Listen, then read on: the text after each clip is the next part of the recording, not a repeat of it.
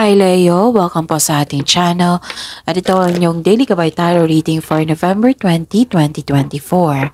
Please be reminded kung naka-resonate kayo, comment down. Kung hindi kayo naka-resonate, ibigay niyo po sa iba kasi channel reading po ito. This is for you Leo ngayong November 20, 2024.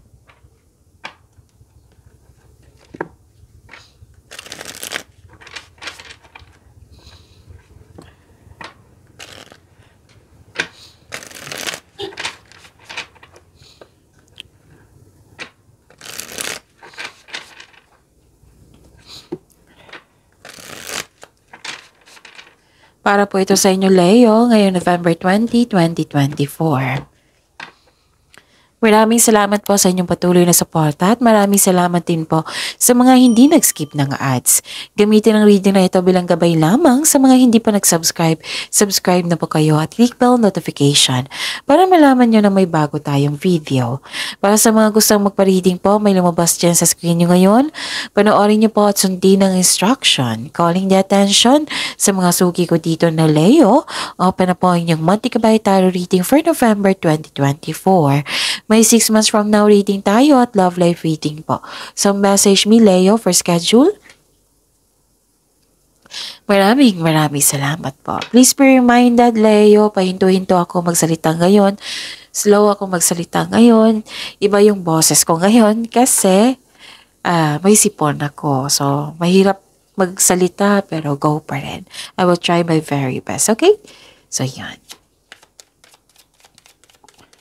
Spirits Guide, mga ganap po para kay Leo ngayong November 20, 2024. I need 3 cards po.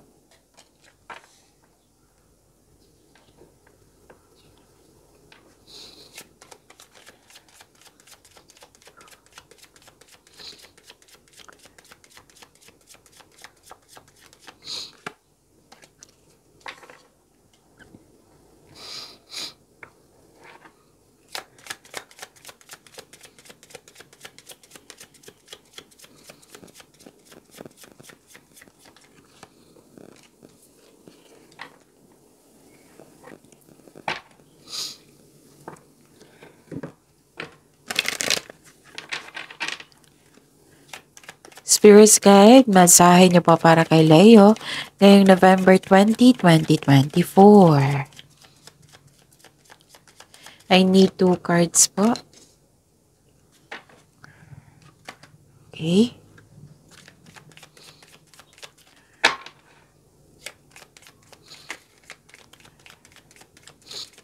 Para po kay Leo. Okay. Ngayong November 20, 2024, Leo, ang ganda ng mga cards mo. Leo, nakikita ko dito may offer. Pwedeng kakapasok lang sa isang relasyon, sa connection sa isang tao. Pwede din signing of contract ito sa trabaho, or pwedeng nagkaroon kayo ng deal, usapan po. Pwede din may ganap na engagement, proposal, kasal, ikakasal, may nag-uusap regarding sa marriage contract. Oh, this is offer ha. This is offer. And nakita ko rin dito na may bagong simula. Kakapasok nyo lang sa relasyon. Pwede din new beginning sa yung kakasimula mo lang sa trabaho. Natanggap kayo kahit walang experience. May concern kayo sa immature na tao. May humihingi ng attention sa inyo dito na isang bata. Pwedeng inner child nyo ito or literal na bata. Nakita ko din dito yung prosperity. Yes, may prosperity ako nakita dito. Malaking pera ito na parating sa inyo or may binigay na opportunity sa inyo na magbibigay ng financial growth sa inyo. Marami kayong ginagawa, pwedeng sweldo ito, pwedeng serbisyo na binigay mo sa isang tao, sa isang kumpanya ba, basta binigyan kayo ng yung nagbayad sa inyo. Okay? Pwedeng return investment, malaking pera to na dumating sa inyo. Prosperity po to ha. So, ang ganda ng cards nyo. Claim nyo ito, Leo. The magical and unique qualities of your untapped potential are unfolding now. And your intuition is correct. Follow your inner wisdom without fail. Spirits guide, ano po yung energy ni Leo ngayong November 20, 2024?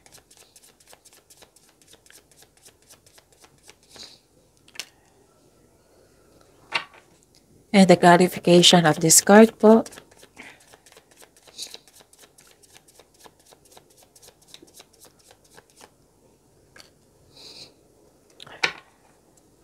Okay.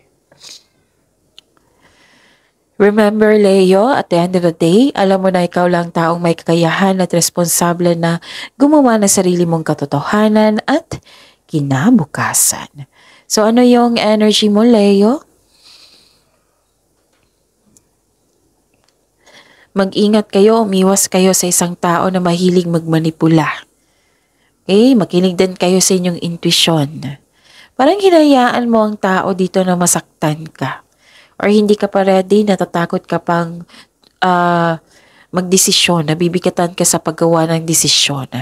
So, this card asks you to calm and balance. Okay? Nakikita ko dito yung pag-move forward mo. Pwedeng naging malungkot ka ngayon kasi may na-miss kayong opportunity or may naalala kayo sa nakaraan na nakikita ko dito na hindi maganda yung pwedeng stress kayo or nagkaroon ng yung hindi maganda pakiramdam mo ngayon. Tapos,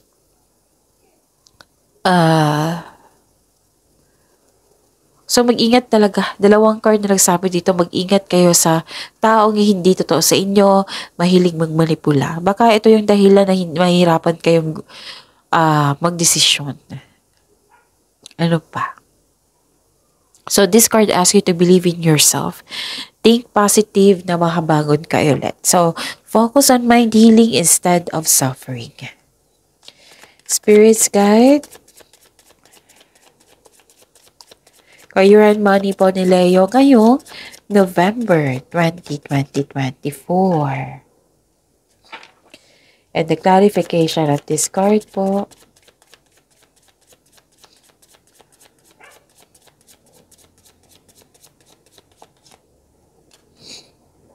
Okay. Sa career and money niyo po. Nakikita ko dito na nagkaroon po ng concern sa isang materialistic na tao. Hindi marunong magpahalaga sa trabaho, sa career, sa money, sa trabaho. May selos po. May materialistic na concern dito. Naging materialistic or hindi marunong mag-handle ng money. Instead of getting angry, mag-usap po kayo. Okay? Adjustments were necessary po.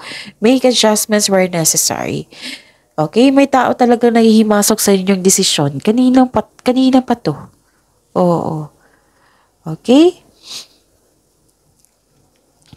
Ano pa? Nakikita ko rin dito na okay, magiging okay to. Magkaroon ng pagkakaisa, moderation, realization, may masungit kang kasama, customer, kliyente. Basta may masungit na tao dito. Bibigyan mo ito ng mahabang pasensya at pag-intindi. So, sa kaperahan, this card asks you to pay attention to your income at sa paggasta. Dalawang card na nagsabi niyan ha, you should save money, control on overspending. Spirits guide, love, life, self-love, partnership, and romance ni Leo. And the clarification of this card po.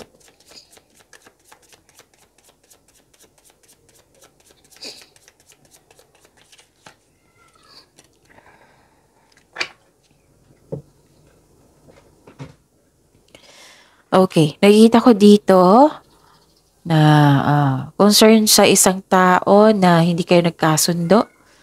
May disconnection sa isang tao, tampuhan pwede. Kailangan ng pasensya. From here to here, kailangan talaga ng pasensya sa araw nito. Mataas na pasensya.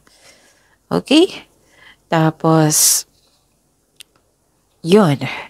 Be confident. Kasi napanghinaan ka ng loob. Tapos, tatlong card na nagsabi dito, naging impatient po daw kayo. So, habaan ng pasensya. Okay? Be confident, wag nyo hayaan maging weak kayo. Kung hindi magandang pakiramdam nyo, magpahinga po. So get well soon. Tapos, the advice, have faith in the universe.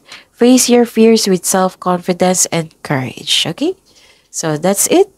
Kapag yamanin nyo yung blessings na binigay sa inyo dito, Leo, please like, subscribe, and click the button for notification para updated po kayo sa daily tarot reading natin. Maraming salamat po.